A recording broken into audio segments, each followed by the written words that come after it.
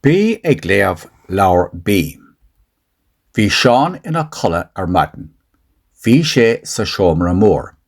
Bhí Liam ina choladh sa seomra sin freisin. Chléig mamaí ar Liam. D'arraigh sé agus amach leis. D'arraigh Seán freisin. Síos leat go dtí an chisteann anois ar sa mamaí leis. Síos leat. Tá go maith ar seisin. Tháinig Liam anuas an staire.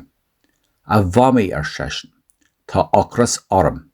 Ba bhail liom an bricfasta. Tá go maith ar sa mamaí. I leat. Tháinig Seán anuas an staire freisin. Ba bhail liom an bricfasta ar seisin. Tá ocras mór orm. Tá an bricfasta ar an mór ar sa mamaí. I leat anois. D'arraigh Róisín agus Lucy ar maidin. A bhamaí ar sa Róisín. Tá ocras orm. Thug mamaí an bricfasta isteach. Seo duit anois a Róisín ar siise. Sig isteach an seo agus bí ag ithe. Féach a Lucy, sig an seo, agus bí ag ithe. Dis siad a bricfasta maith. Tá a leanaí go léir imethe anois. Tá siad imethe amach.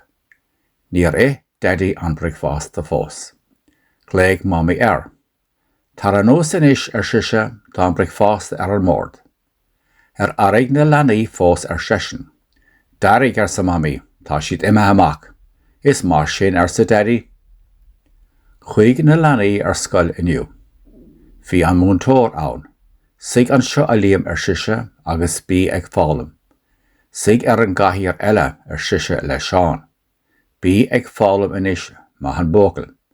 Féach tá na chalíní ar scoil freisin. Tá siad ag fálam. Níl Róisín ná Lucy ag fálam anois. Tá siad ag caint. A Róisín ar san múntóir, ná bí ag caint. Seo duit leabhar das. Bí ag Léamh. Thug an múntóir a leabhar eile de Lucy. Anois a Lucy ar siise. Bí go maith agus ná bí ag caint. Seo í Róisín ar an gcathaoir. Tá leabhar aici. Thug an múntóir de é. Tá sí ag Léamh anois. Tá Lucy ag Léamh freisin. Féach, tá leabhar das aici.